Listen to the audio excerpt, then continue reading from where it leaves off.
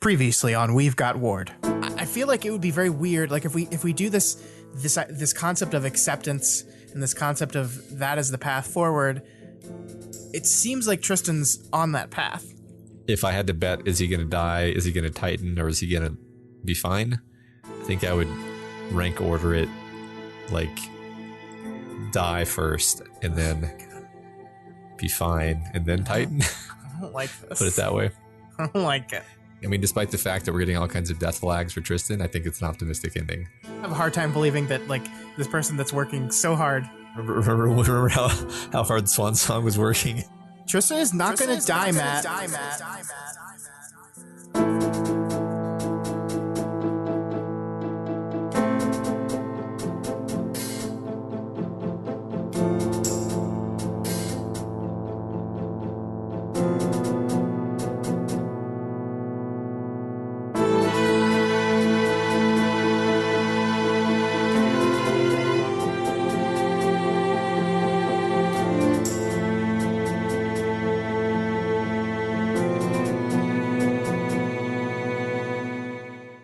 Hey everybody, welcome to We've Got Ward, a Doof Media podcast series where we expertly dissect and discuss Ward, Wildbow's return to the world of parahumans. My name is Matt Freeman, and my co-host Scott Daly has asked to be allowed to prepare a statement at this time. Friends, parahumans, countrymen, lend me your ears. I come to bury Tristan, not to praise him. The evil that men do lives after them. The good is often interred with their bones. So let it be with Tristan. Well, thanks, Scott. That was beautiful. The noble Wildbow hath told you Tristan was ambitious. If it were so, it were a grievous fault. And grievously hath Tristan answered it. Here, under leave of Wildbow and the rest, for Wildbow is an honorable man, so are they all honorable men, come I to speak at Tristan's funeral. We really got to start the show now. He was my friend, faithful and just to me. But Wildbow says he was ambitious, and Wildbow is an honorable man. Christ, he's going to do the whole thing. You said I could give a statement. I didn't think you were going to read the whole play. It's a very important to my expression as an artist, Matt. Please just start the show. Fine. This is the weekly podcast where Matt and I eagerly dive into Wildbow's world of just literally weeping, things that annoy birds, and alien-based death powers as we analyze and interpret this ongoing web serial. This week, the Moonsong interlude continues as Brianna continues to work towards accepting Tristan. Unfortunately, Tristan can't seem to accept himself, and after an icicle oopsie involving tribute, he starts to tighten, but is able to take his own life moments before it happens. Then, Victoria, Kenzie, and Rain explore Shard World, and with the help of Tattletale, discover Contessa's secret lair. The rest of Breakthrough shows up, bringing some bad news. Matt, what did you think about these two very sad chapters? I mean, yeah, you pretty much said it. The Brianna interlude is perfectly constructed to deliver the emotional payload that it needs to. Yep. And then, if anything, I think the subsequent Victoria chapter really kind of pulls back from, pushing our emotional buttons and just lets us rest for a second. I mean, it's almost just them kind of looking around the Shard World for clues. It's almost kind of procedural in that way. I mean, there's a lot of fun stuff in it. We're gonna have plenty to talk about, but I think it was mainly just giving us a bit of space to absorb that loss. Yeah, and I think I absolutely want to talk about that because I agree with you that chapter feels. It's not that it's different from other chapters. It's just that, like, there is a recognition that we're all going to need a moment here. Mm-hmm. And it's interesting because, like, I read this, like, moments after I finished the last chapter, which is not how you read it and not how a lot of the people following along with this book read it. And I still probably think even you and everyone else reading it the second it comes out probably still, like, needed a moment because, like, you get back into the chapter and the second you get back into the chapter, you're reminded of everything that just happened and you're like, okay, I still need some time here. And the book gives you that time. It really does. And I loved it for that. So lots to talk about this week. Yeah, I agree. All right. Quick announcements. We're going to be starting up the next fan art contest, the next quarterly fan art contest. I think March 4th is going to be the deadline, right? Correct. Yeah. And the topic, the theme of that fan art contest will be acceptance. Yeah. Pretty fitting, huh? Fitting. And I think it's interesting because like it's abstract in a way that I think will lead to a lot of very different interpretations. Yeah. Yeah. I agree. And I kind of like it for that. That's all we're telling you, right? Just like make it something to do with either Worm, Ward, or even Pact. We've opened the fan art contest open to Pact as well. So Pact entries that have to do with acceptance are fine, and just take that nebulous kind of abstract concept and see what it makes. What does it make you think about in relation to the story? And I can't wait to see what everyone has to create with that. The link to the rules and everything should be in the show notes for this episode and every episode every week until the contest is due. So if you ever forget, that's where it is. So go check that out, and I look forward to seeing all those entries. I love these so much. Yeah, me too. One more announcement. So we're pretty excited to announce that we have brought a new podcast onto the Doof Media Podcast Network. Yeah. And that show is We Want More, which the last word being MOR, Harry Potter and the Methods of Rationality. So basically this is a podcast read through of the Harry Potter and the Methods of Rationality fan fiction, which if you've heard of, you'll think is great news. And if you haven't heard of, you'll be very confused. And you'll want to check it out because I don't recommend a lot of Harry Potter fan fictions, but I do recommend this one. Hey, have you ever recommended any other Harry Potter fan fiction? No. Okay. Have you read any other fan fiction? I've recommended my brother's Harry Potter fan fiction. Oh yeah, that one was funny. Yeah, that started with a stupid, silly meme that he found and decided to write not a whole book, but lengthy. He got pretty far into it, actually. He did. But anyway, it's hosted by new podcasting partners, Stephen and Brian. It's actually very much in the style of we've got Worm, except Stephen is the Matt, Brian is the Scott. And I like how we're like it's descriptive word now. Yeah, the Matt. We're adjectives. So if you're we've got Worm and into Harry Potter, the Methods of Rationality, go check that out. Yeah, I think you'll enjoy it. We're very happy to have them on. We brought them in a year to the date from the first time we brought on Elliot and Ruben. So it's been a year since we started expanding out to other podcasts, and it's been a wonderful experience for it. And we hope you, the listener, have enjoyed all these new voices and new shows, and we hope to continue to do that. We love bringing new people on board. We want to take this thing and grow it, and we hope you guys are all on board for it. So if you are listening to that, please let them know what you think. Reach out to them and tell them you're enjoying their show, because I'm sure they'll love to hear it. Yeah, absolutely. All right, Scott, 19.E.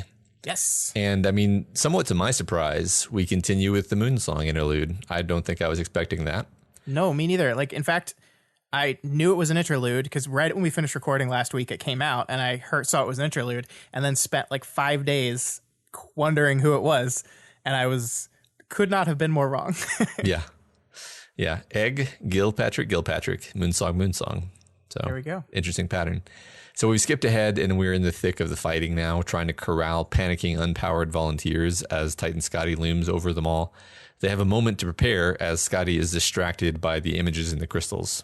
Yeah, I think so. We're going to have a whole lot to say about the structural choice of this chapter, this cutting back and forth between the present and then the near past. I think it's brilliant, and I'll try to explain why as we go through the chapter. But for now, I just want to state that this is a technique that Wildbow has used before. This is not the first time he's done this, although he tends to do it sparingly. The big one that jumped out in my mind when I was thinking about this was the moment where Victoria first meets Breakthrough, and then there's this kind of jump back and forth between her conversation with Yamada and this. That's the big one that jumps in my mind. To me, it's normally events that have like extreme importance, like you're building to an extremely important final moment of something, and the ways in which the cut back and forth used to reinforce and kind of hint towards and make the emotional point land works really, really well. And I can't wait to talk about why.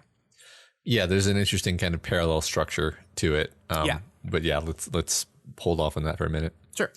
So yeah, Moonsong points out for us that this team is just a terrible matchup for Titan Scotty because they don't have any tanks. They're all just nukers and support classes. So so that means they're in trouble. Yeah, but we do get to see Reach together again. And I love how Wildbow almost immediately starts defining or perhaps redefining the dynamic of the situation. We see that Furcate is off on her own, not lined up with the rest of the team. Tribute is to Moonsong's left. Tristan is on her right. It's like, once again, like with Breakthrough, this is the Reach band back together, or rather the surviving members of the Reach band back together for one last show. And we kind of immediately see how this dynamic is going to work, because there's this great moment where Moonsong is calling out to Scribe and says, "Scribe, arm yourself." And she doesn't react. And then Tristan says, "Scribe." Tristan called out, his voice louder because he'd always been loud. And then that's what gets Scribe's attention. So there's this natural tension between Moonsong and Tristan here. Of course there is. There was always going to be natural tension. And this opening of the chapter reminds us of that tension and the places where Tristan can be useful, but in his use will annoy Moonsong a little bit.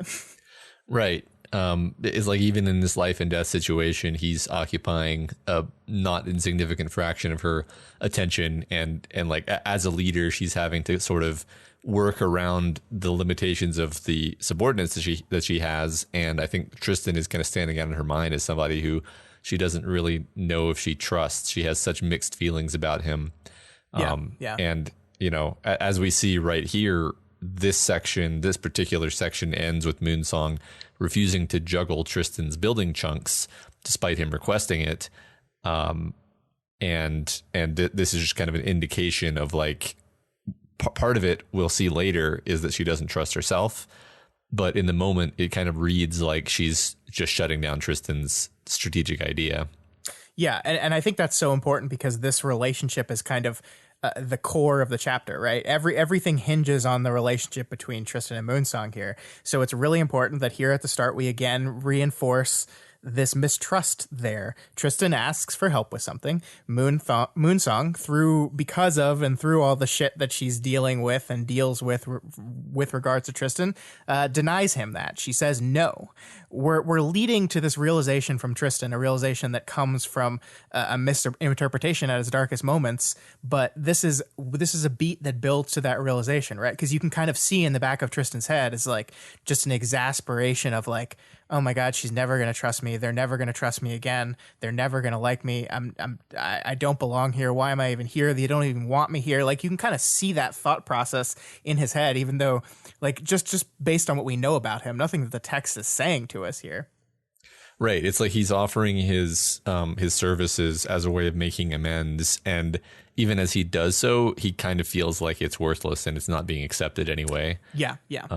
It reminds me of last week or maybe the week before when like, I think it's, I think it's Tribute who just like snaps at him very, very kind of cruelly about murdering his brother. And he kind of like starts to defend himself, and then he just kind of gives up, because that's not the point of why he's here. But it's obvious that he's not getting anything out of this, if that makes sense. Like he desperately wants them to accept him, I think. Yeah. And he's not getting any of that. And if anything, it's just rubbing salt in the wound to be around these people. Yeah. I think there's this interesting beat here where you wonder if, like, he saw in his head him being a hero in this moment. Like, he comes in here and saves all their lives, and then that allows them to see his worth again. Mm-hmm. And maybe wins them back over. And like, he sees that as his path forward. And that of course pays off beautifully in the fact that the exact opposite happens. Instead of saving them, he accidentally kills one of them. And that's why, and I think all this is leading up to that moment, right? Like, we're leading up to this moment of the oopsie, and we're kind of laying the seeds for why this is such a big deal, like, especially in this moment.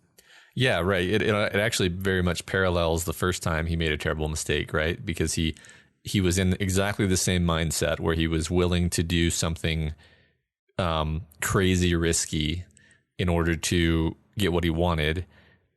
And that is not the mindset to be making those decisions. And that was the mindset he was in when he, murdered Byron. And that's now the mindset that he's in when he makes this terrible mistake. And it's like, I don't want to be hard on the kid, but it's like he didn't learn anything. And I think that's part of what the story is doing with this character. Yeah. Yeah. I don't know if I would go that far to say he didn't learn anything, but I know what you mean. I know what you mean. Yeah. So then we skip back in time, and Moonsong is talking to Tribute. Everything's calm. She's offering him an out because apparently he had a scare previously where something happened and things look dangerous for him. Yeah. They also talk between themselves about how they're the only two left because they kind of don't count for Kate and they kind of don't count Tristan. Yeah. And they also agree that they most miss Figurehead and Quaff. Yeah, and so we're in a moment after the previous chapter, but before the Scotty Doom that we just witnessed at the beginning of this chapter. Everyone is resting and taking a beat, and this allows our characters to kind of explore some of the things that they're thinking and feeling, and we get this Tribute is doing really, really bad thing, but like every other hero in this fucking book, he can't sit out. He couldn't possibly sit out the battle because no one can just fucking sit out when they're not feeling good, which is both admirable and like, come on. Yeah. Come on. But I love how this conversation begins with this kind of super detailed description of the phases of both her and Tribute's costumes. We move from their time in Reach to their time in the Attendant, and then finally to their time with the Shepherds. And we see how their costumes shifted and changed over these moments. And it almost to me serves as this kind of great metaphorical summary of the journey these two have been on, like from Reach and their big like corporate costumes to the Attendant, which were more almost clothed looking costumes, to the flowy Shepherd costumes. It's like we're seeing the journey these two have gone on. And then we finish this journey with this description of Tribute's costume with the blood settling in the folds and crevices. And I just love that sentence, the blood that had settled into the folds, just like that idea of like death and violence and horribleness has just settled into your identity, because costumes are part of your identity, right? And so like that has just settled into Tribute himself. And I don't know, I just thought that was so clever just in this little moment where on the surface it could just be like, well, I just wanted to let you all know what their costumes are like, but it goes so much more than that. Mm-hmm. Yeah, no, I love that pull. Another thing just to point out is like, it's perfectly congruous that Moonsong is having these ruminations because we know her to be someone who thinks about image, who thinks about poise. She's very much like Victoria in this way. And sure. I mean, we had that moment where she listens to Victoria come on over the radio and recognizes the admirable, showmanship of Victoria. So she has these traits in her. And so she's going to focus on this, and it makes perfect sense. Like, we didn't talk about it at the time, but I remember in the Egg interlude, he's so fixated on physical descriptions of the other K-53s in ways that other characters aren't necessarily, because that's where where his head is at, like all the time.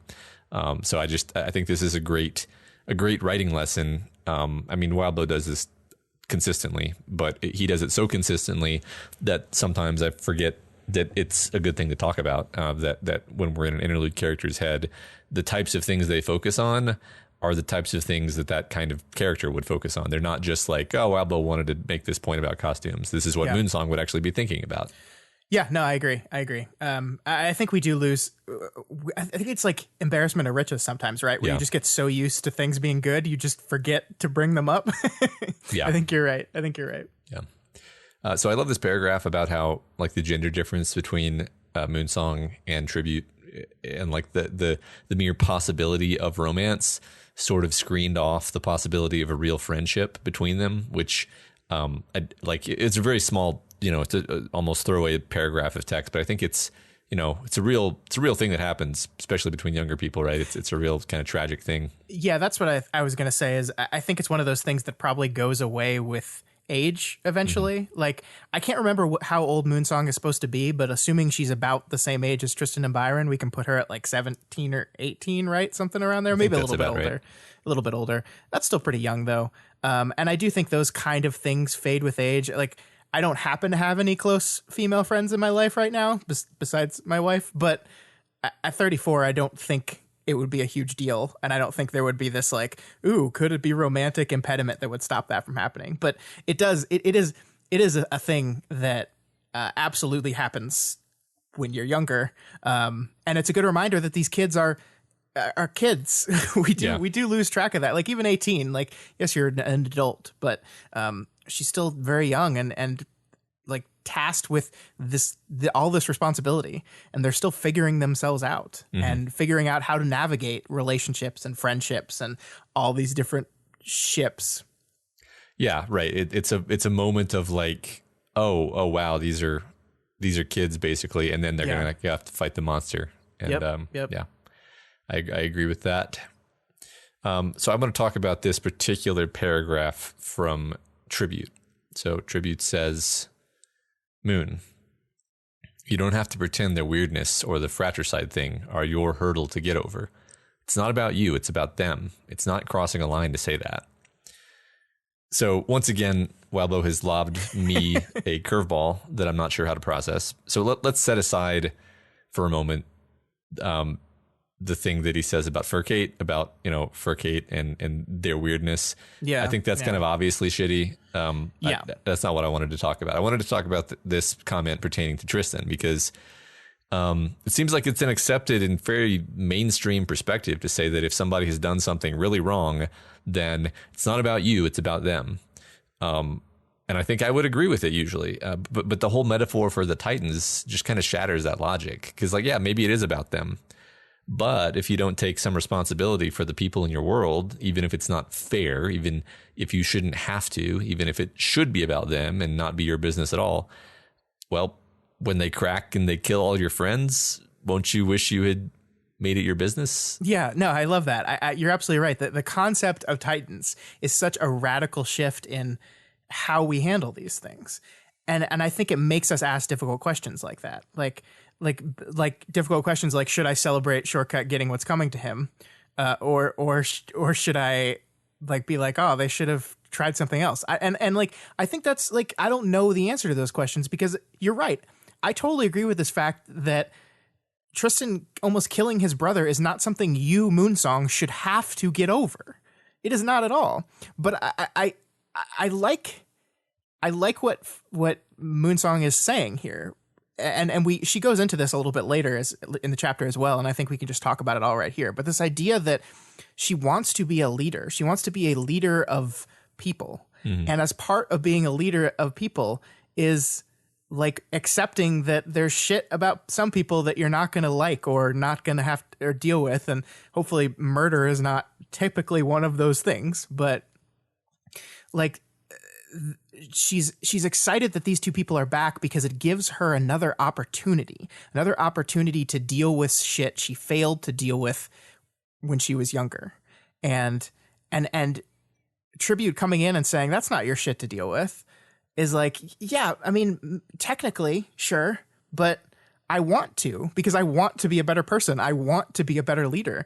I don't want to be the person that dismissed Furcate for her weirdness. I don't want to be the person that can't get over the hatred I have for someone. I don't want to be that person. And while I think he means well and he's trying to comfort her, I just think he's wrong. Yeah, that's what's so fascinating about this is what he says. Like, I can totally imagine myself saying that to someone. Like, if they're struggling with having someone in their personal life having just done like really crossed some line, and I'm like, look, it's not on you. You don't have to like. Just cut him out, man. Just cut him out, right? Mm-hmm. Like this is not an uncommon type of advice to give when somebody has really crossed a line, right? And it's like, well, I mean, yeah, that is the self-protective advice, but sometimes maybe there's circumstances where I'm like working through this out loud as I say it, because it's so interesting, right? This idea that like you can just cut them off, but are you in some sense kind of washing your hands of something where if you had taken some responsibility, even if you didn't have to, even if it wasn't your obligation, if you had taken some responsibility, you could have made a material impact on the situation, kept that person from falling through the cracks in some sense. I don't know. I don't know. Yeah. Especially if you consider yourself a leader. I think the responsibility of leadership has an important role to play in this whole thing, because that's what Moonsong wants to be. And if you're going to be that, if you're going to say, I'm going to lead these people, I need to be willing to get over my shit. especially Tristan is so much more complicated, and I'm glad you focused on him. But the Moonsong stuff is like, yeah, just obviously she needs to get over her bigotry. Like that's obviously like, and I mean, Tribute makes this point like she's weird outside of that other weird stuff, which is just like, I don't know, screw you, buddy. Yeah. But even if that's true, even if she doesn't behave in a way, even if she behaves in a way outside of anything else, if she behaves in a way that is just like grating to you, that's leadership sometimes. Like you have to lead people that you don't like. Sorry. I think that's very true for someone in a leadership position, because the people who are below you in the chain of command depend on you. Yeah. And you are you are not, carrying out your responsibility if you just decide, I don't like them, so I'm not going to bother with them, right? Yeah, yeah. And also, I kind of like this mentality that you should sort of consider yourself to be leading everyone in your life in a certain sense, like not in a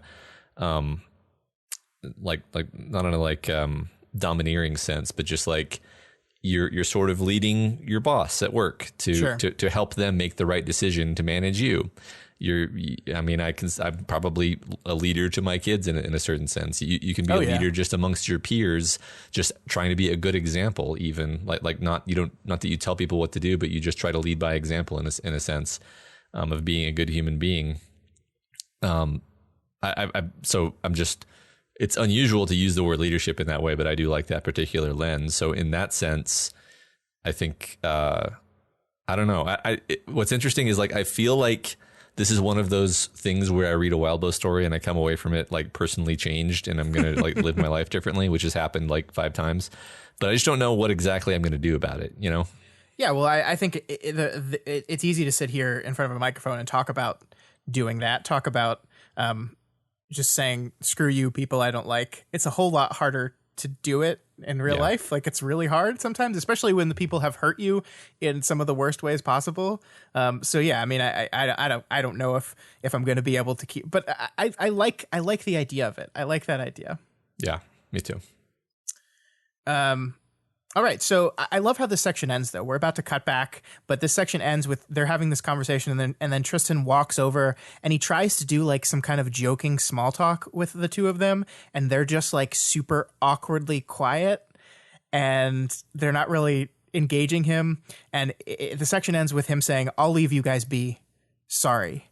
And I think what Wildbow is doing here is so brilliant, because he's manipulating us a little bit here, because it turns out there is more to this conversation. We cut away from this, we go back, and then we come back to this. And it turns out that she says, no, stay. Right. But we cut away here before we get to see that. So we move into this next section thinking about Tristan attempting to re-engage with his former teammates and being rebuffed. And so we have him asking for the juggling and being rebuffed, and then we flash back in time and he's walking up here and he's rebuffed again, and it's like, to me, what the structure is doing is recognizing that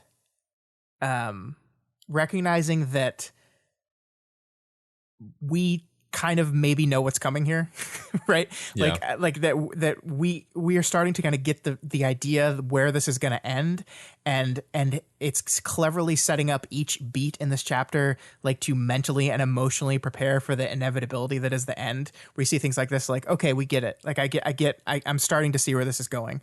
I don't know. Like, I think that to cut off the conversation here and then only go back to it later after we've seen Tristan kill someone accidentally, is I think very purposeful to me.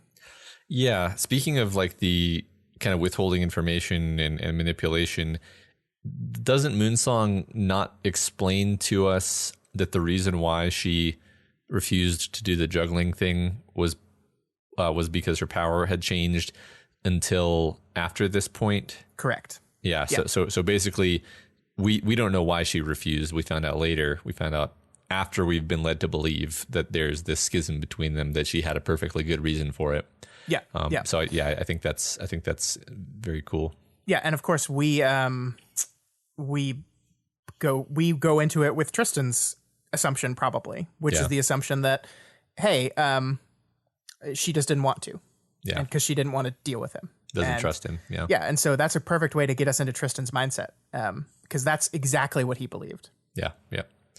So then we switch back to the fighting. Scribe, Tristan, and Moonsong try to coordinate to pummel Scotty. Eventually, they are forced to retreat up into the air, Moonsong grabbing the team plus dozens of civilians and launching them up to an altitude where they can fully use their powers. Yeah, yeah. And what I like about this is that we cut back now, and she immediately does the juggling thing that Tristan had suggested before. Right? Yeah. Like she eventually actually does it, even though she's not perfect with it because of her power, and that makes sense. But so we have this moment where she refuses. We cut away. We cut back to a whole conversation where she admits to Tribute that she feels like it's important to get over her shit, that she's glad that these two are the ones still here because they offer her a second chance, an opportunity to actually get over things. And then we cut back to this where she does it. She is unsure of trusting herself. She's unsure of trusting him. And yet she decides that it's the good thing to do anyway. Yeah. And so we're kind of cutting back and forth between these. Like, it's almost as if like in the middle of this beat in the present, we cut back to this past moment where our characters are reminding themselves of something that they were struggling with. It's like, oh, he's fucking annoying me. And then it's like, go cut back. Okay. Remember, we're trying to be better. We're trying to get over this. We're trying to reestablish trust and be the person that be the type of leader that doesn't let this destroy team unity. And then we cut back to them actually carrying out the thing.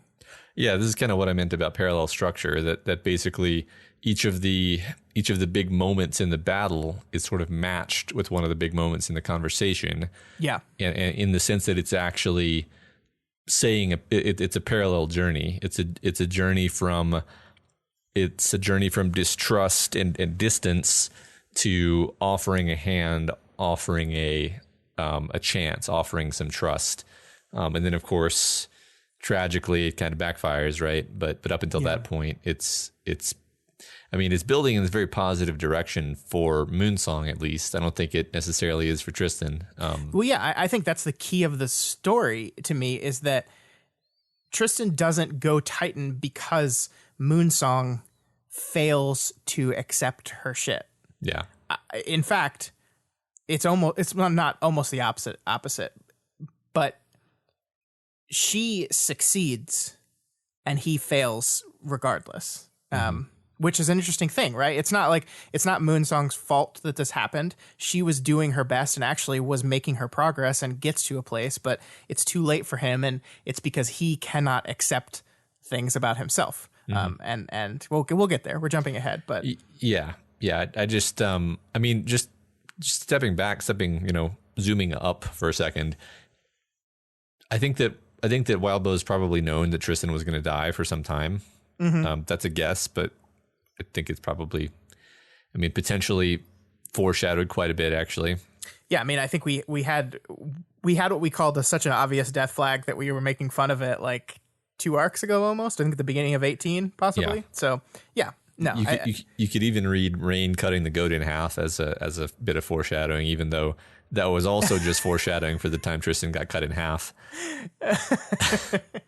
Yeah. But anyway, the point is, he chose to tell this death from the point of view of Moonsong. There's many ways he could have set this up, right? But doing it from Moonsong's point of view actually makes this, it adds some of the sweet into the bittersweet, right? Because this isn't just a complete downer, horrible sadness chapter like it could have been. No. There's this slight edge of like, well, at least someone is trying. Someone learned something. Moonsong was doing her best, and this wasn't as bad as it could have been. Yeah, well, as much as like it's tragic and horrible, and he like takes his own life, like there is this. Well, we'll get to it. Let's not jump all the way to the end. Sure. I just wanted to like note, like it's an interesting choice in and of itself that Wildbow chooses to tell the Tristan death scene from Moonsong's point of view. No, I agree. So they're forced to frantically scramble to remove civilians from Scotty's path as they're floating in the air.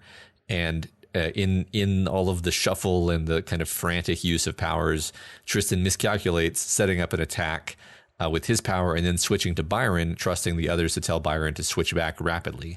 But Byron is slow on the uptake. He has brain damage, and also he doesn't know what the hell's happening. Yeah. And the ensuing blast of frost kills Tribute.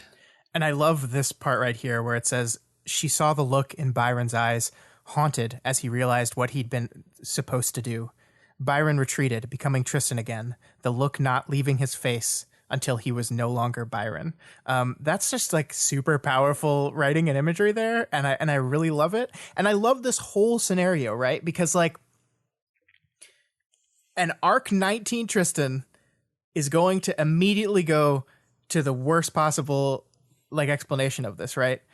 And I know this because for half a second I thought it too. The first time you're reading this, you're like, Jesus Christ, Tristan, look what you did. Like, look at the position you put Byron in here. He can't see what's going on anymore, and you switch to him and expect him to be fast enough on the uptake to avoid hurting anyone. You fucked up, man. And that's not entirely fair. Of course it's not fair. Like, it's not Byron's fault. It's not Tristan's fault. It's just like shit happens sometimes, you know? Like especially with the change in the powers to be less controlled and more powerful. Like, we learn this is specifically because of changes in powers, right? We know it's changes in powers with Tristan and Byron.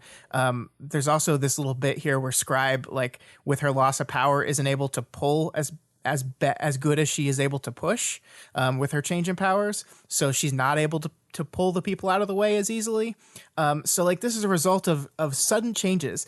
And it's just like shit sometimes happens. And like, yeah, you're going to feel awful about it. Of course you are. But like, you know exactly what his brain is going to do to this. You know, he's going to take it and it's going to just start spiraling and just like, I'm worthless. I'm terrible. Like, this is all my fault. Look what I made Byron do. I made Byron do this. I killed the people I was trying to earn the trust of again. It's like, it's brilliantly set up to be maximally terrible. Yeah. Exactly. Right. Because like Scotty's like right there, like yeah. they're desperate. They're scrambling and shouting orders at each other, and none of them can even really do anything. They still lose. Scotty still kills at least one cape. Yeah. Others, you know, and so him doing this in this situation for a second, you're like, God damn it. But you're also like, yeah, well, I mean, he didn't have the option of doing nothing from his point of view.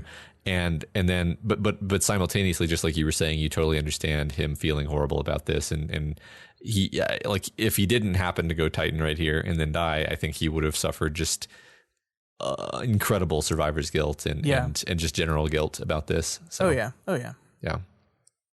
So subsequently Scotty kills Riveting and one of the Furcate clones. And then we see Tristan lost and bewildered to match his lowest moment. Yeah, and if we didn't know at this point what was going to happen, at this point we were like, Tristan and or Byron are fucked. I know it. This is it. And I think everyone reading by this point probably knew that too, right? I think that's probably fair. Yeah, I mean, maybe with a little tinge of hope that they'll find a way to get out of it, but yeah, oh boy. Yeah. I think my only hope was like, well, maybe this is the moment that allows him to reach his acceptance of being like, see, it doesn't work. So it doesn't. I mean, like, it would be very out of character in that moment if he was like, okay, I can accept this. Like, right. I've suddenly realized that I'm fine after. Yeah, no, it's horrible. It's a horrible moment. Yeah. So then we skip. I mean, and like you pointed out, it is really interesting where Wildbow chooses to make these cuts, right? Because he's just killed Tribute. And then after that moment, we cut back to Tristan working himself up to offering just like the most sincere apology that he can to Moonsong. Yeah. I mean, we cut from Tristan making this huge mistake immediately to him attempting to apologize for the last mistake he made. And it's in this conversation that I think Wildbow draws the exact reason for why that mistake is going to doom him. So we have the mistake. We know that mistake is going to happen. And then we cut back in time to a moment where he basically says the phrase, super, like, being a cape is all I have. That's the only thing I'm good at. That's the only thing I'm worth anymore. That's all I got. And we know when we're reading that spot that we have in the back of our mind, oh, you just fucked that part up though. That's the only thing you're good at, and that's what just happened. You're fucked, buddy. Like that's exactly, and I think it's almost structured to emphasize that. To like, we could have had this chapter in normal order, and we would have seen the moment of his apology, and it would have felt really, really good. And we would have been like, oh, this guy's going to do it. He's going to do it. We got it. And then it would be the devastation of realizing it's not going to happen. But reversing those two things makes the apology just like, I think Tristan's death is horrifying and I cried. But this part right here, knowing it was coming, hit so much harder. This apology. Yeah, and it takes its time with the apology too. It's this whole conversation. It's not just the apology. Yeah. But I mean, I think to go with what you were saying about him, like being a cape is all he has. Like that's just because he can't get to this place of acceptance of the way things are. And we get that kind of brings us perfectly to this next point. I think this is like this is what I wanted to talk about anyway. And it just so happens to, I don't think coincidentally, be the next thing that happens in the book, where he's talking to Furcate, and he's saying like, I thought you would have stopped trying after you were a 10-10-10 and you were perfect. And Furcate says, I'm not perfect when I'm 10-10-10, Capricorn. I wouldn't ever leave the journey behind. It's part of who I am. And then Tristan replies, I don't get it. I guess I like my personal demons slain and done with, as much as that's not possible sometimes. I thought maybe it was possible for you and you wouldn't have that unhappiness poisoning you, I guess. So like, this is what I wanted to talk about. It seems like Tristan has this sort of unrealistic expectation of how recovery is supposed to work. He wants, and I think maybe he thinks he needs, for this to just be over. He's going to make his restitution. He's going to be such a goddamn good cape that he's just going to save everyone and earn their forgiveness, and it's going to be over. It's going to be over, and it won't ever be over, and he can't accept that, and that's the fundamental problem. That is not acceptance, right? That's the word of the hour, right? He can't accept that. He can't accept that you don't ever slay your demons. You just learn how to keep them at bay. And I love this idea of permanent solution, right? Because I think that echoes Victoria a little bit here. Victoria always wanted permanent solutions. That's the frustration. And I think it's fitting that this moment, this conversation is happening around Sveta talking to Furcate about how kind of upset she is about how her body is kind of falling apart a little bit. And Sveta's body was one of the things that Victoria was like, this has to have a permanent solution. Like this, anything in my life, I have to be able to fix something. And so here it is. I'm going to fix it. And we're seeing now that like that obviously wasn't a fix. We said that when it happened. But even Furcate, who arguably with a 10-10-10 got the body and the person that she always wanted to be, that was not a permanent solution either. Like that's just not the way it works. Just not the way it works. And I think you're absolutely right that if we want a reason for why this happened to Tristan, it's right here. It's right here. I thought maybe it was possible for you and you wouldn't have that unhappiness poisoning you. He can't see a place in which you just live with your shit and accept your shit without it poisoning you. He can't. Yeah. I again, perfectly set up for this sort of like logical through line. The logical through line is linear, even though the chapter is extremely nonlinear. Yeah. And that's what's awesome. So just for a second, do you want to talk about riveting trying to get Scribe to kind of have her own moment of soul searching and catharsis, and then Moonsong is like, she doesn't have to talk about it if she doesn't want to. Yeah. But then Moonsong feels conflicted about that. Yeah, I mean, it's really interesting. Like, I think she's trying to be a good leader here, recognizing that there are times to push people on these things and times not to push people on these things. The part of it that I find the most interesting is that she, after this whole movement where she defends Scribe and says she doesn't have to talk about it if she doesn't want to, she walks away to take a call. Then Tristan approaches her and she makes the assumption that he's here to get on her back about defending a Nazi. That's what she says to him, here to defend a Nazi. Because like I think you can see in someone's head why they would think that, right? This is Moonsong, who had some pretty terrible, bigoted opinions earlier in her life. And now you see her defend the former Nazi. And I think it's fair, maybe not fair, but it's understandable to make a connection. It's like, oh, she's just defending the person who thinks about things like she does. But that is not why Tristan is here. Tristan is not here to write her for that. He's here to apologize. And so she's wrong in that moment about him. And there's this kind of through line in this chapter, like regarding this miscommunication between the two of them, that she assumes that he's thinking the worst about her and vice versa. Right. Like, and we see that specifically in the end as Tristan is tightening, where he takes something that Moonsong said that is like this wonderful, powerful development of hers, and he twists it to be specifically about how terrible he is. Yeah. Oh man. You know, what's funny is I don't know if I fully recognized that for what it was when I first read it. But yeah, that's so we'll talk about that. So sure. Tristan's apology though is just so beautifully bittersweet because he's trying to make amends, but he doesn't know if he ever can. And she's trying to forgive him and she doesn't think that she ever can. Yeah, it's hard, man. Like, it's real hard. Like, I don't fault either of these people in this moment. Like, I don't fault her for saying, like, in a world where this man didn't exist, she'd have been so much happier. Yeah. That's understandable. I get that. And the tragedy of it, as Tristan is dying in a bit and saying is like, oh, you're going to get your wish. On some level, Tristan dying is indeed exactly what she wants. Like... Yeah, but only partially, right? That's only part of her feels that way, and that's not the totality of her. People are complicated. Well, I mean, for all that this is a sad chapter, think about how triumphant it is that we took this character from Tristan. Sometimes I wonder if I should have gone farther and killed you. Yeah. To I forgive you. You know. Yeah. That's how we introduced this character. So it's if anything. That's just further evidence that this was planned from the beginning because, yeah.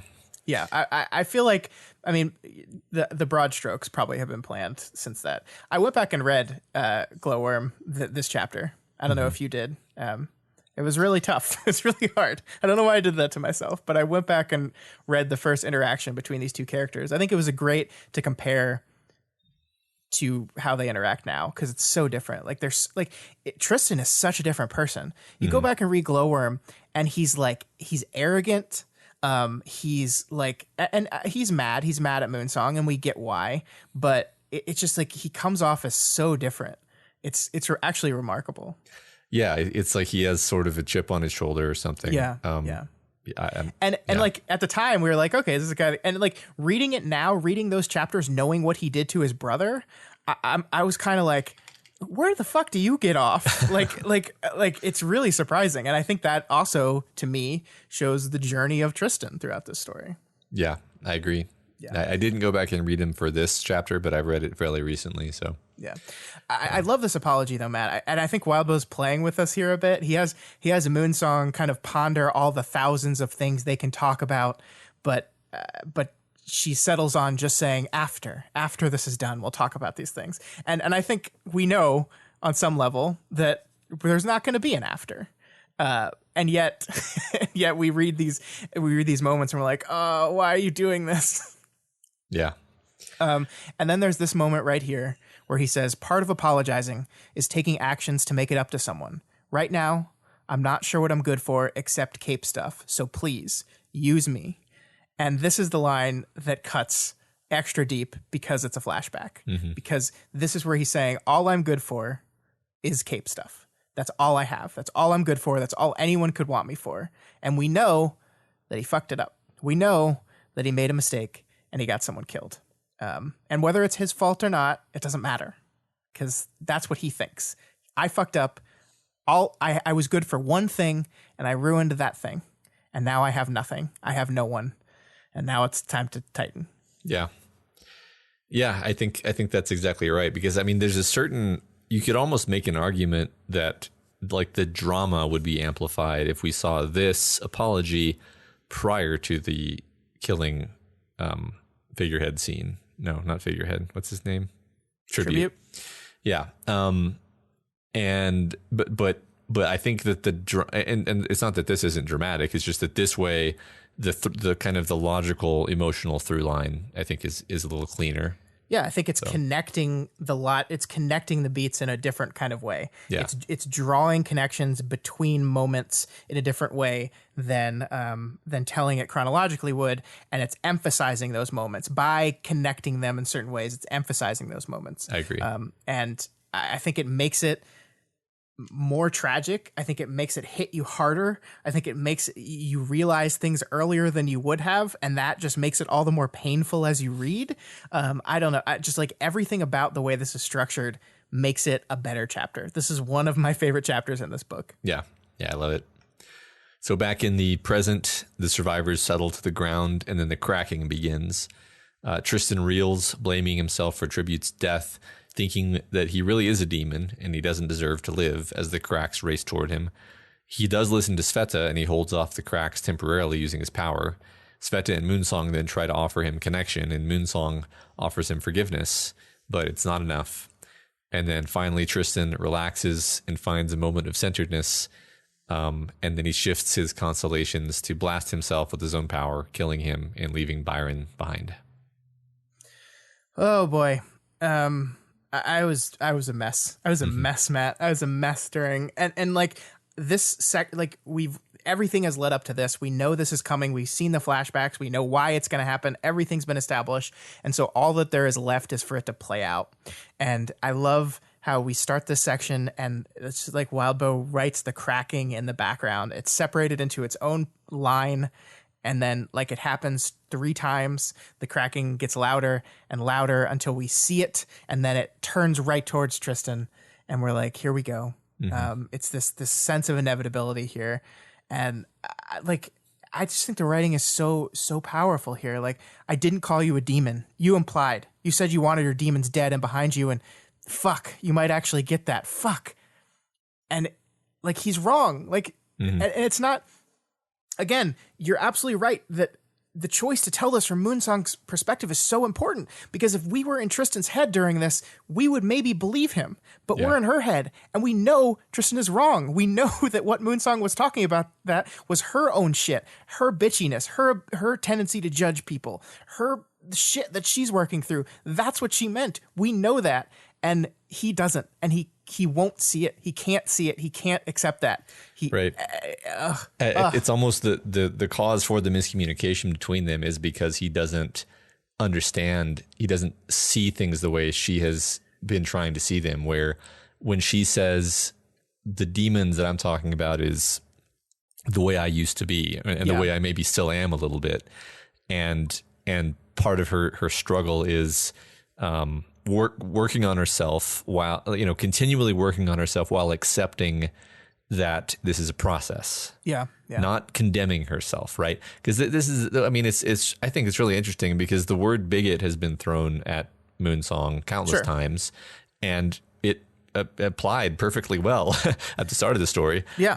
I think the thing is, what is the transition from bigot to ex-bigot, right? It is a process. It is trying to stop being a bigot, fighting against ingrained patterns. And I honestly think the only way that happens, the only way that works is if the person doing that accepts that it's a process and accepts that it's going to take time, and that they're not going to just, flip a switch and they're going to not be that way anymore. Yeah. They're not going to instantly change a lifetime of ingrained patterns of thought. And, honestly, I think it's a simplistic view of things to say, like, she was a bigot and now she's suddenly not a bigot. Like it's the acceptance of the struggle of the process is what she's referring to when she talks about demons. Yeah. And when Tristan talks about demons, he talks about this horrible, horrible guilt that he carries, that he just wants to be able to let go of and can't let himself. And he can't accept that he can't let himself, and he can't accept the guilt, and it's poisoning him, like he says. He's talking about himself when he says poisoning, I think. Yeah, I think you're right. But we do get this moment here at the end. We get this moment where she says, if you want forgiveness for what you put me and Reach through, you've got it. If you want forgiveness for Tribute, you don't need it. You're not responsible. That was a bad situation. I forgive you. And then we see in this moment Tristan relaxes. He relaxes, and then the next thing we see is she points out that he looked more confident, stood a little bit taller than he had the entire day. So I think at the very end, he like acknowledges her apology as genuine. I think he does, and that allows him to prevent himself from going Titan. And I don't want to say like, oh, he killed himself and that's a good thing, because like that's killing yourself is not a good thing, obviously. But he does in the end prevent himself from becoming this thing, and theoretically preventing Byron from, I mean, we have no idea what would have happened to Byron if he had tightened, right? Yeah. So he saves his brother. He potentially saves all the people around him by making this sacrifice, I guess we can call it. It's still tragic. I don't want to be like, oh, look, Tristan the hero, he did it. It's still tragic. But I do think there's this moment here at the end where he accepts that forgiveness. Maybe it's just a little bit too late at that point. Yeah, this is, I just kind of thought of this, but I think it's almost like Byron forgave him a long time ago. Yeah. And here, Moonsong forgives him basically on behalf of Reach. Yes. And I think there's one person who has not forgiven him and who cannot forgive him, and that is Tristan. Yeah.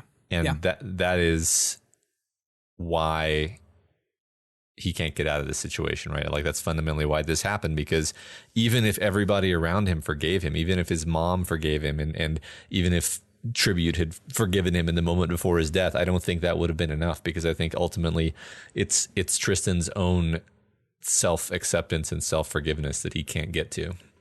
Yeah, I agree. I mean, that is it at the end. And it's almost as if the message here is like, you've got to do that yourself, right? Like no one can save you from that. It has to come from within you. Mm-hmm. And I think that's so powerful. Like he got what he needed from Byron, or Byron extended this thing to him, this kindness, this forgiveness. Moonsong there at the end did it, but unless you can do it to yourself, you're doomed. Mm-hmm. And that's the end of our character. Yeah. It's very sad. It's a fantastic chapter. And then we move on into 19. Next chapter, which 19. Next chapter didn't label on the script for some reason. 7. It's 7. Yeah. And the chapter opens with Kinsey laughed, and the laugh echoed across a vast dark plain, which is just some great tone setting. It is. We don't even know where we're at time wise, right? Like Tristan has just died. We learn a little bit later that we've jumped back in time a bit here, but we don't know. So it's easy to read this as kind of an inappropriate laugh, just like it's an inappropriate smile. It's like haunting and could have more meaning than it does.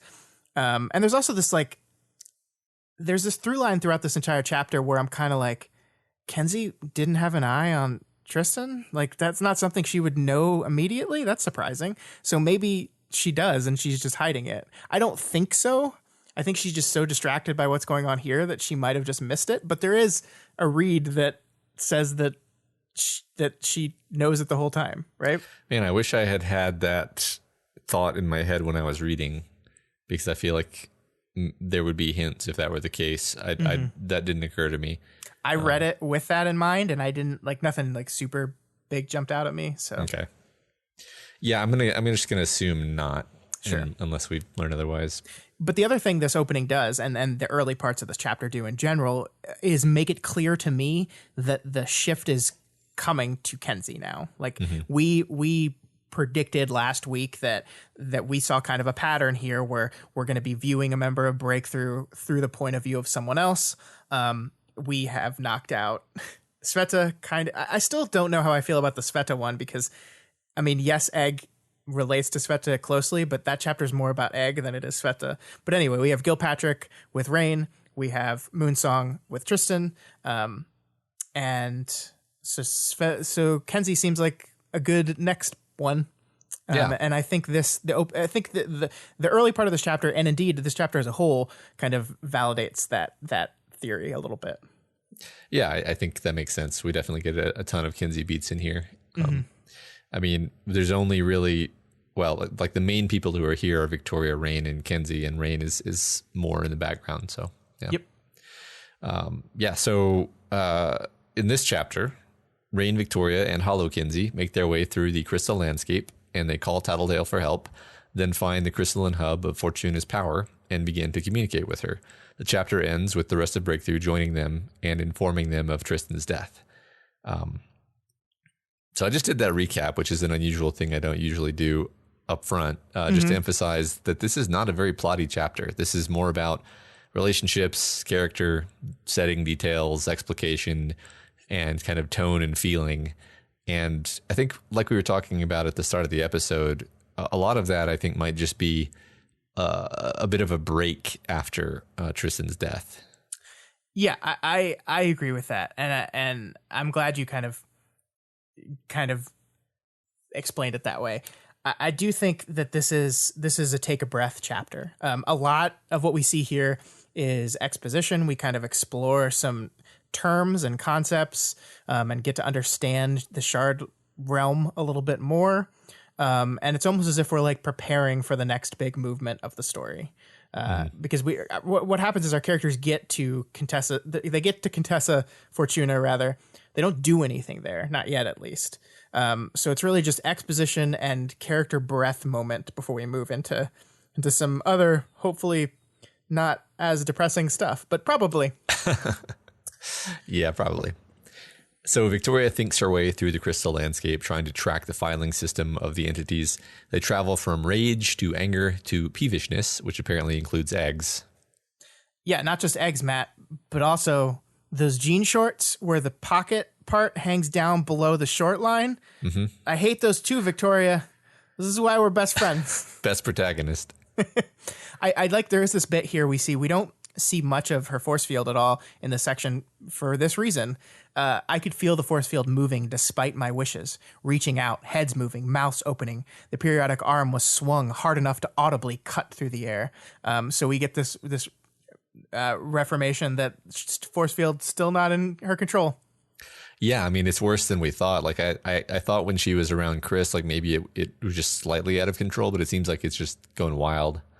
So that sucks. Mm-hmm. So I think it's an interesting little touch that the crystals are showing Kenzie's memories, even though that she's not actually here.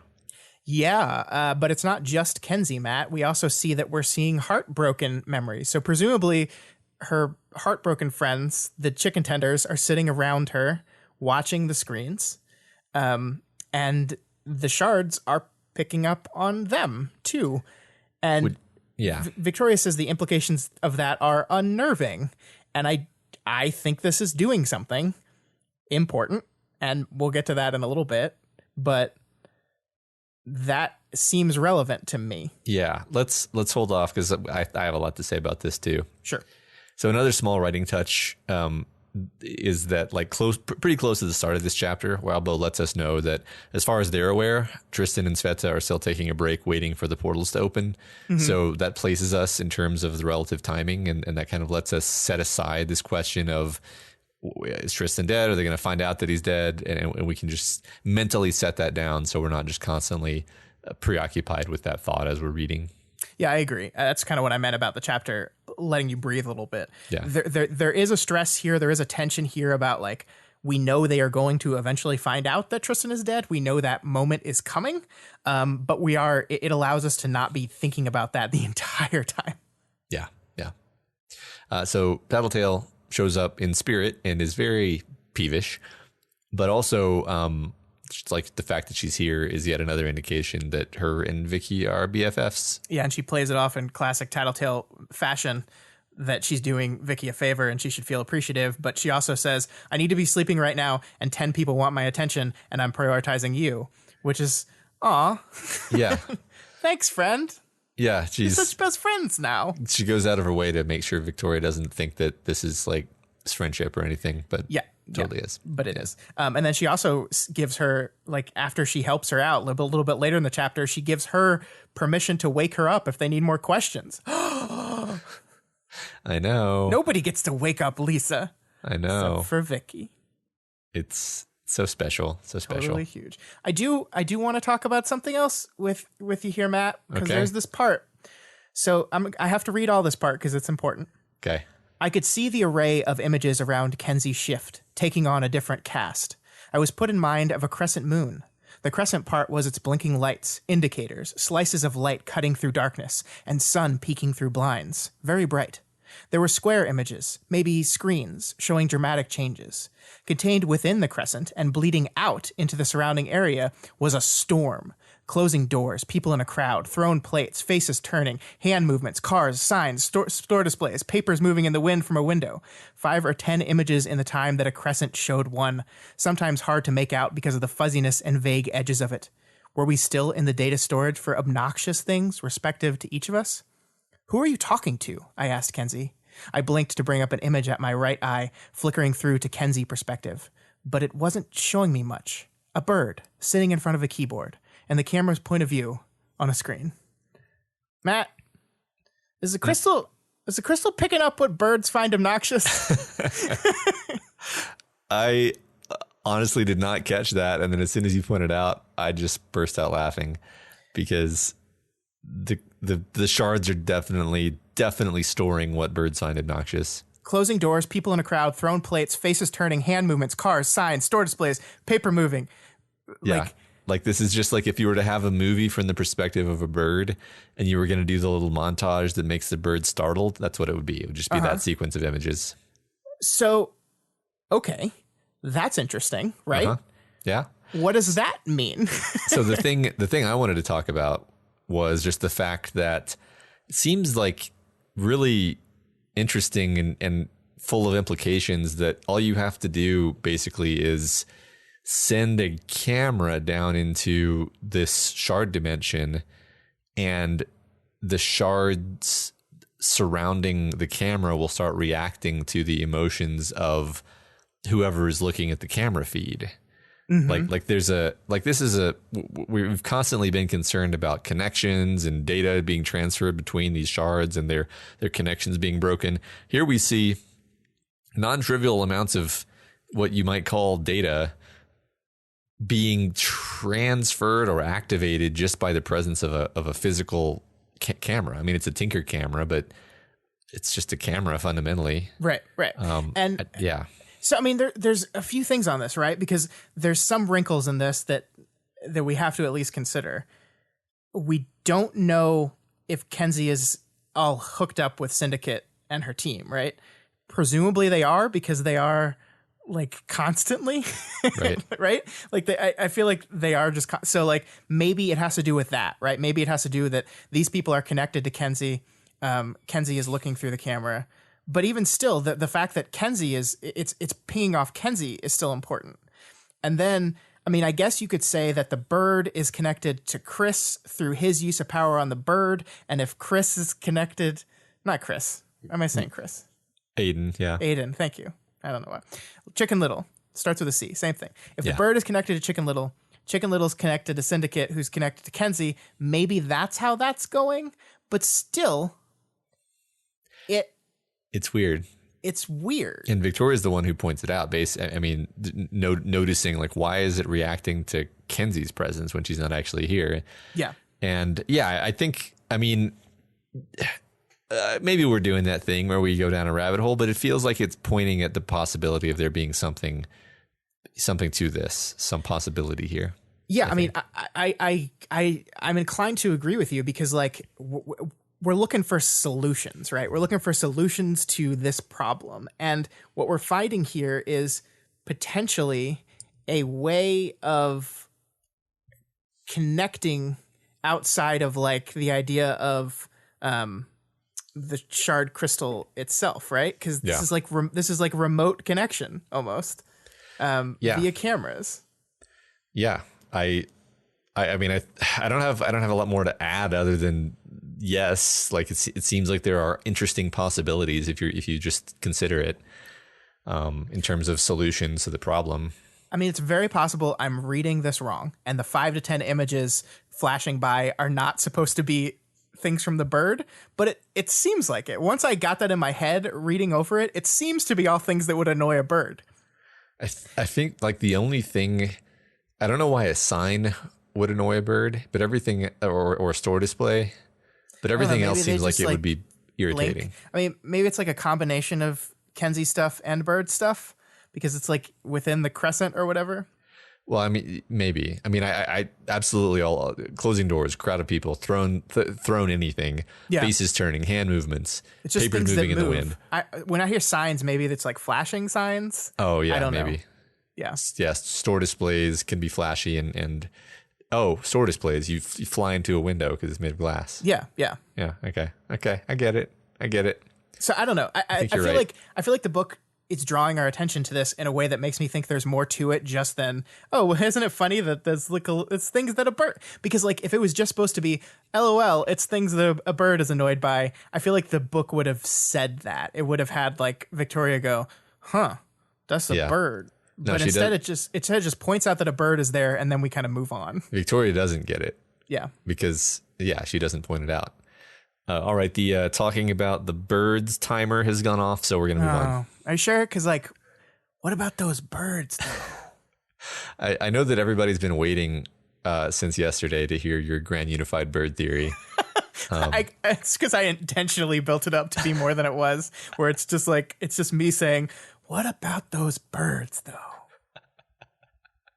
Oh, I mean, we'll find out what about those birds. Yeah. That's I can't wait till Wildbow swoops in and is just like, nah, you just read that 100% wrong. Yeah. Or swoops in and is like, the next Wildbow serial, bird. All right. So as we move on into this chapter, there's a lot of like horribly awkward humor. Like Imp is being very boundary crossing in that way that she does, especially when she's on edge. And, everybody's talking about how they basically saw Vicky getting down with Annalise via the drone camera. Mm-hmm. And Victoria's not amused at all. And it's just like very uncomfortable. And it especially becomes uncomfortable when Imp sort of accidentally makes this connection between submission, the concept of submission, and Kenzie's relationship with Swansong. Yeah. And then it becomes more like the humor is at how mortified Imp is. And how badly she puts her foot in her mouth. But like everyone is so uncomfortable that like it's like a squirming humor, It's really interesting. It really is. And I mean, I think a lot of it's very funny and I enjoyed it. And I'm glad Imp is here to make me laugh after the depression of the Tristan chapter. But I do agree with you that like this is Imp as she's really stressed out and this is what she does. But we also see that Kenzie gets like super defensive when she thinks Imp is making fun of her relationship with Ashley, like super defensive, right? Yeah. And this makes me think that we're going to get our Kenzie related interlude next. And I'm starting to wonder if Imp isn't going to be the point of view character on that one. That would be interesting. We're kind of drawing this little misunderstanding conflict between the two of them. And we haven't had an Imp interlude in this book yet. So that could be interesting. Yeah, there's definitely some stuff we could resolve with Imp. I mean, she is on some level aware that there is a Brian Flock member out there. Yeah, definitely. Yeah, I really would love to see something happen with that. Mm-hmm. I think you might be right. Yeah. So Wildbow then confirms my frantic name game work and says that Eden has also been called Gaia by some. So there we go. Yeah, I was right about everything. Is that the first time that Eden has been textually confirmed? Because wasn't that just a fan name for a while? I feel like it was. Am I making that up? I don't remember. Wow. I mean, I think her textual name was Fuckster, right? I'm pretty sure. That's what it was. I think that you might be right. I think that that might be a fan name. Man, I've been in this community too long, but we've never heard Gaia until Matt Freeman introduced it last week. Until Matt Freeman brought it to the table and the story warped around your words. It did. But Imp did miss out on an opportunity to make a joke about Scion being Uranus. So. Yeah, that's true. And she doesn't bring up Fuckster either, which like she's not on her game. I think that she's chastened by having offended Kenzie. In fact, I actually looked for evidence that she used her power somewhere in here to get everyone to stop paying attention to her because she was embarrassed. I couldn't find any explicitly, but they do kind of stop talking to her for a minute in here. So that would be a very Imp thing to do. So. Yeah. So Tattletale gives us a nice solid info dump about the structure and the nature of the shard landscape. Yeah, and I don't have too much to say about it except like I appreciated it because it helps clarify the shard space. It helps me see it, quote unquote, a little bit better. The more information on it, the more I understand it, and the more I can kind of understand the navigation that they're doing there. So I think it's helpful information that our exposition fairy Tattletale gives us. I liked it. Yeah, absolutely. I feel like, we may be moving into a part of the story where understanding how this works very specifically will be important. So, yeah. Mm-hmm. Victoria then invites Tattletale to join the Brockton Bay meetup later, to which Imp replies, "Don't jinx it," which you could consider like a kind of textual counter jinx, except that Alec attempts to employ exactly the same fourth wall breaking gambit in the very same chapter that he fucking dies. So I don't think that's going to work for you there, Aisha. I'm done doubting your death predictions anymore since it blew up in my face this week. So yeah, totally. But outside of death flags and jinxes and counter jinxes and all that stuff, think of the significance of that conversation. This is a Victoria that a few chapters ago called the situation hopeless. Talking to Tattletale, the one that originally told her just how hopeless this situation was. That this is going to get worse. It's just going to keep happening and happening and happening. This is the way we live now. These are two characters making plans for tomorrow. And even if it's just for show, even if it's just to make everyone around them feel better or to make themselves feel better, and they're not really talking seriously, neither of them really believes that this is ever going to happen, even if that's true, there's a little tinge of hope in there, right? Just a little bit. Victoria is going to buy a drink for Lisa because when this is over, there's going to be a world, and in that world, there's going to be a bar, and in that bar, there's going to be a drink, and she's going to give it to her friend. And just a little tiny bit of hope leaking through some of our characters here. These characters that believe the situation is hopeless. And I don't know, maybe it's just me. Maybe it's me wanting to desperately grab and hold on to that as hard as I can. But I do see it there. I do see it in this interaction. Yeah, no, I agree. I think that's the purpose of this, right? Like why else have Victoria be the one who brings this up, right? Mm-hmm. Mm-hmm. It is almost shockingly optimistic coming from Victoria in this moment. Yeah. Yeah. So as we get back to Rain, and Rain tells Vicky that her aura is now attraction, basically, which is a big fuck you. I think it's interesting that all the various forms of the aura have always been something that resulted in making people reluctant to attack. Yeah, definitely. It always brings attention, but never in the I want to kill you kind of attention. Yeah. Unless you use it on like monster bees. Well, maybe they were trying to pollinate her. Yeah, so the bees just fly over and be like, "Oh, check out this good-looking lady. Let's see what's up." Maybe. And then they give her a "How you doing?" And then she just fucking rips them in half. Yeah, which I mean, according to their like probable reproductive cycle, was probably exactly what they were going for. But let this be a lesson to you kids. If you go flirt with a person who is clearly giving the "don't flirt with me" vibe, you will get ripped in half and stabbed with your own stinger, and you will deserve it. That's how the world works. It's true. He's right. So obviously the attraction element is like, it's the exact kind of fuck you from shards that you would expect, right?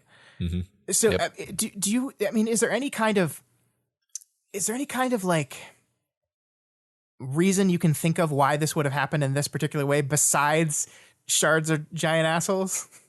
No. I mean, less control, more powerful. Like, I mean, we did see that we have had these, like, I guess 2 beats. I'm not actually sure of times when she used it, and then she kind of like very narrowly evaded death immediately afterward. Mm-hmm. So potentially it's just stronger. Like that's like, yeah, I don't know. I'm sort of grasping at straws, and I mean, I've always felt like it was going to matter. Like it's more than just like, oh yeah, now her aura does this. and we're never going to talk about that again. No, I think we are going to talk about that again. I think it's going to matter. So I agree with you. I just don't know how exactly. Yeah, it's certainly horrible. And look, the moment that she works up the courage to ask Rain, though, this is really interesting. I wanted to ask, and I didn't want to ask. The scholar strangled the monster, one fighting the other. You need to know, Victoria. So she's going back to her old like descriptions of the facets of her personality, right? But I don't know, and feel free to correct me if I'm wrong, anyone, but I don't know if she's ever specifically listed the monster as one of her facets before. I mean, I know we've like talked about the use of the word monster a lot in this book, and she's definitely like referred to herself and parts of her as monstrous, but I don't think she's ever like labeled one of the facets of Victoria as monster. Yeah, I don't recall her ever using that to describe a facet of herself before. And honestly, I don't even know exactly what she means by that here. Like the monster doesn't want to ask, the monster doesn't want to know what its dangerous capabilities are. Like what part of her is that? I mean, because that's just the part of her that doesn't want to face the possibility that she's fucked up or something. I don't know. It is interesting. Like seeing this now, I kind of expect that we're going to see it again. You know? Yeah, I do too. I do too. Yeah. There was also like an interesting twist in terms of how she refers to. She doesn't just say fragile one now. She says like fragile something. I didn't pull the quote. Oh, yeah, let me that. You talk for a second. All right, here I am vamping while Matt does some things. Vampy, vamp. Vampires. I'm not good at this, Matt. No, I mean, I kind of do want to inspect it. Like, I agree with you. The first time I read it, the scholar strangled the monster. I that did stick out to me, not just because of the word monster, but the idea that like this internal battle within her desire to know and not know is described super violently. It's not just the scholar and the monster, like the worst parts of me and the terrible side of me and the inquisitive side of me are battling for control over myself. It is one is strangling the other. Yeah. So by the way, she refers to it at one point, my fragile, wretched companion, which has that word wretch in it that she is retired and now apparently brought back. I wonder if that is to correspond with the fact that she's losing control of it. I think it is not hers. It is not a friend anymore. Yeah, I mean, I think that's exactly what it is. I think that's exactly what it is because it was her friend when it was cooperating with her. And now she's losing that control. And I mean, I love that it doesn't say wretch. It says, wretched, which is clearly an allusion to that, though. So yeah, that's really cool. Yeah, cool. So they continue on. They find a black crystal node and they see insights into Contessa's thoughts as she seems to react to what they're saying with relevant images. One of the primary senses that we get, I think, is that Contessa is just full of doubt. Yeah, I love that this crystal landscape is black. I don't understand the specifics of why, like how that works. Why is it black? But I don't know why the other crystal is red either. So here it just serves as like a symbol that whatever Contessa is doing here, whatever she's constructing here, it's different. Yeah. Because it's a different color. Yeah, I think it makes it feel more special. Yeah. Yeah. Right. I mean, I'm still not convinced that I have any real understanding of what the color coding symbols mean. I feel like we did have a theory at one point and now I've forgotten it again. But anyway, I don't know what black means here.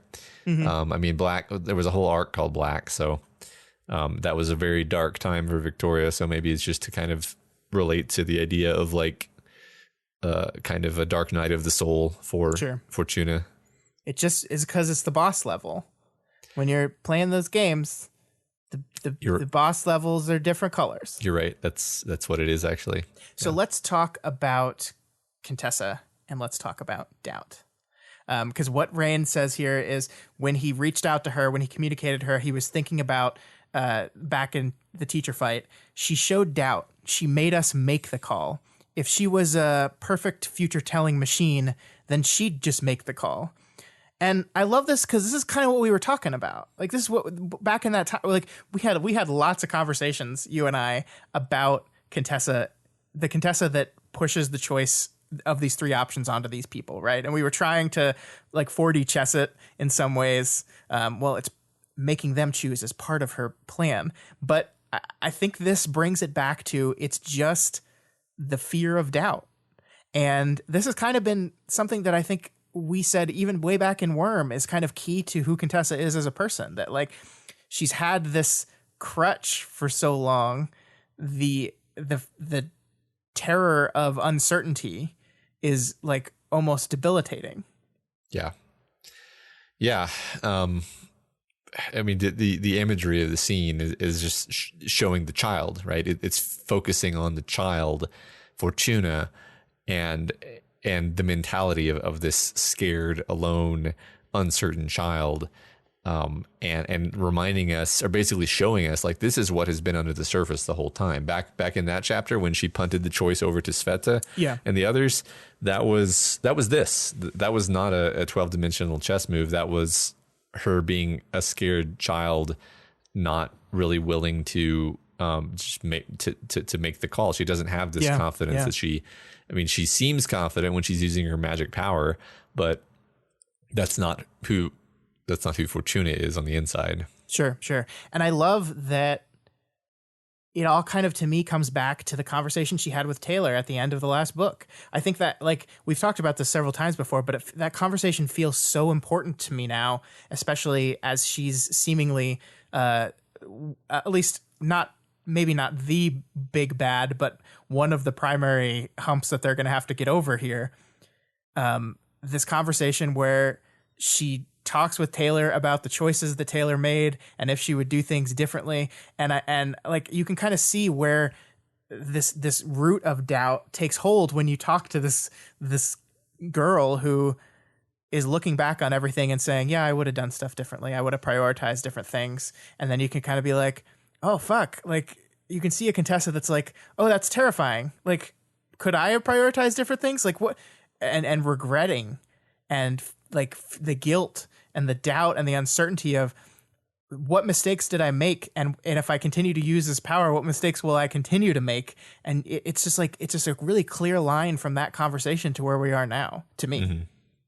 Yeah, I hadn't made that explicit connection, but I agree completely. That's a great moment. It seems like it was probably a very important moment to her as a character. Like it's probably something that she thinks about, you know?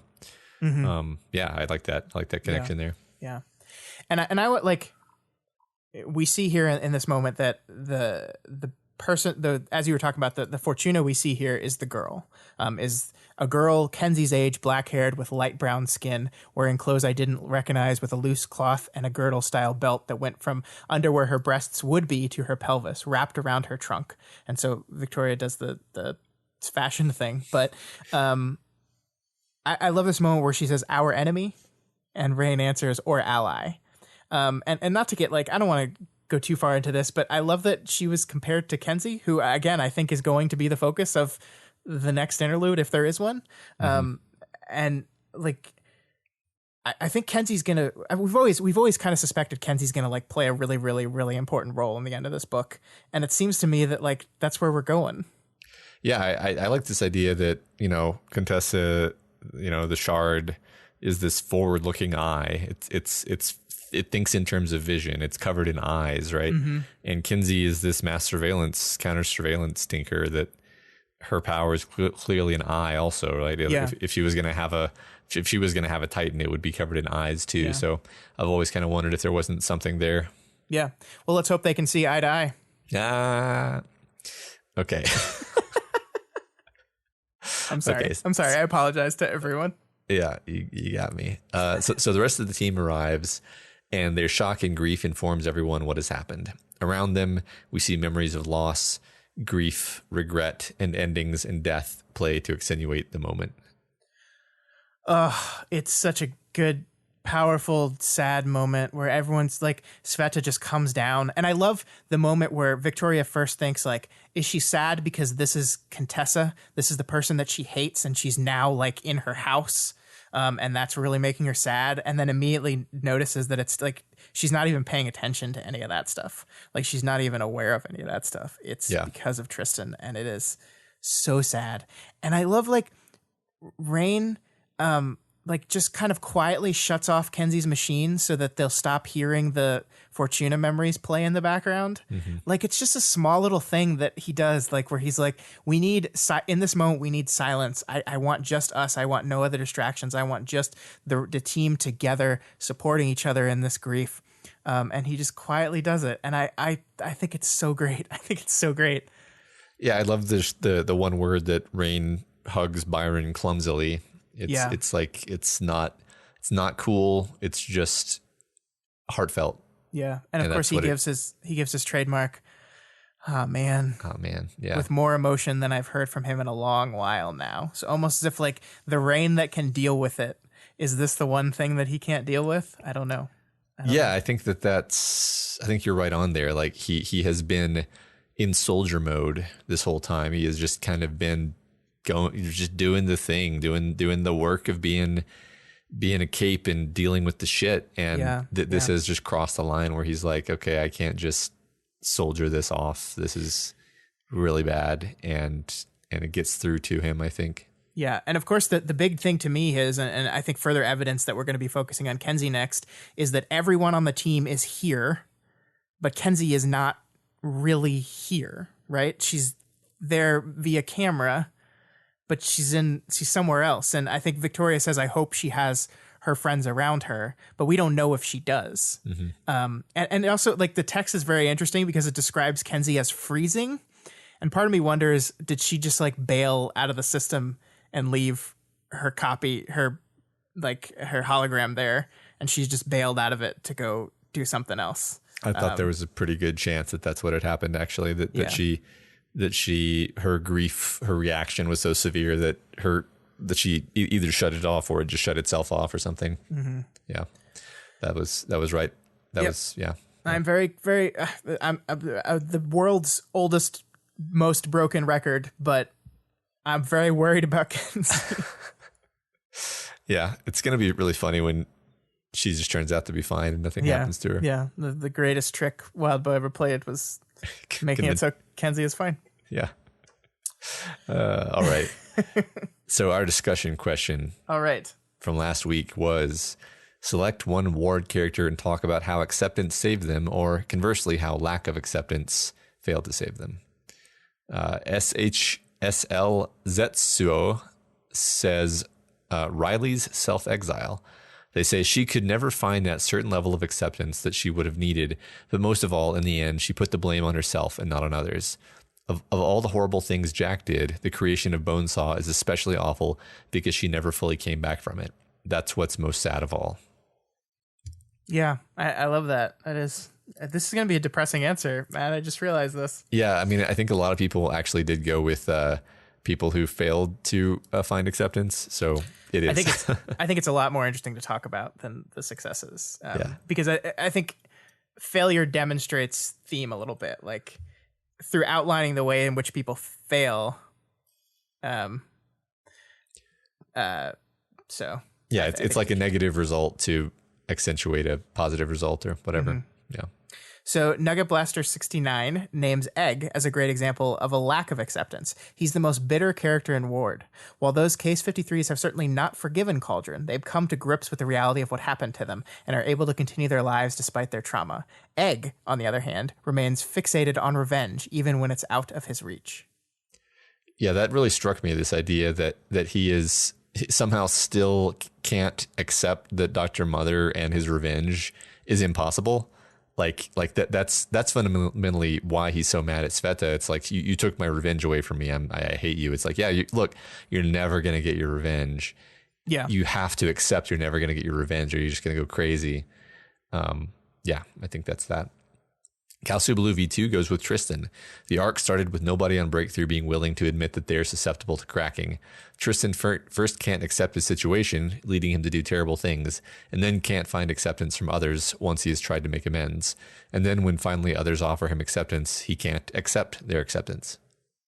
Yeah, I like that a lot. I guess that's what I saw. There was a spoilery one before I Yeah. had read the chapter, and I guess that's what that was. That was that one. Okay, cool. Shuckle Puku says Rachel being accepted by the Undersiders, even despite some of her treachery, was what allowed her to grow into the woman who offered Kenzie a puppy. Oh, Matt, it's a good one. Yeah. When Kenzie mentions that she's afraid she might hurt the puppy, and Rachel quietly says, "You'd have to try to hurt him," we know how far she'd come. We did. Yeah, that's true. I mean, and then nothing bad happens after that scene involving the puppy. So that's all just very positive and good. Yep.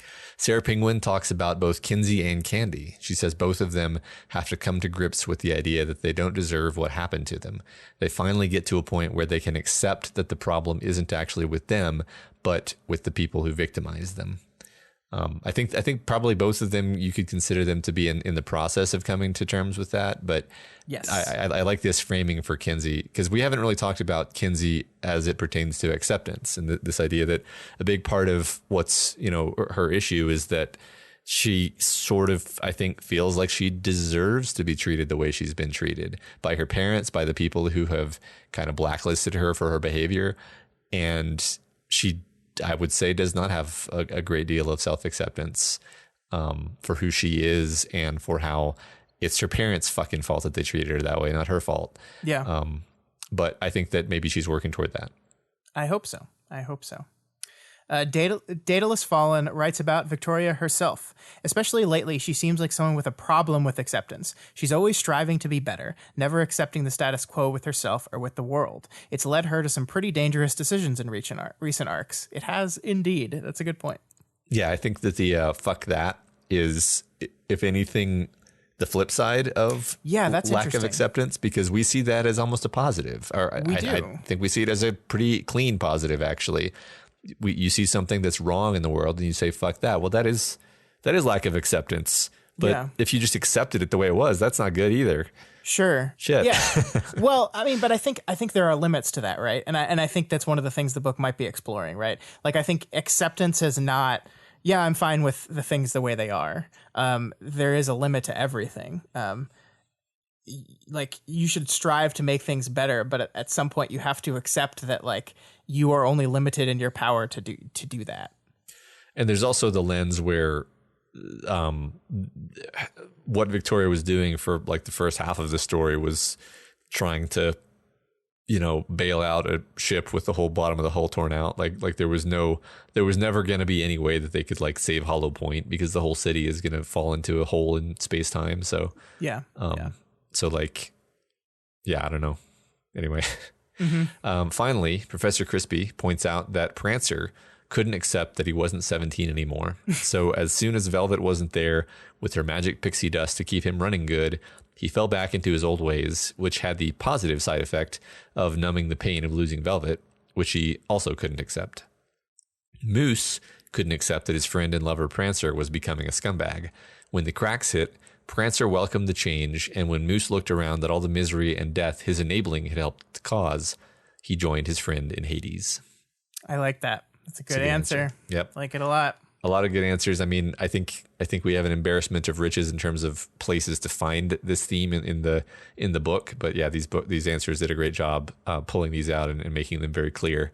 And of course, I did a hatchet job on some of these, trying to summarize them down to something that we could read in a reasonable time frame. But all these answers are obviously very long and eloquent and clear, and you should read them if you haven't. Mm-hmm.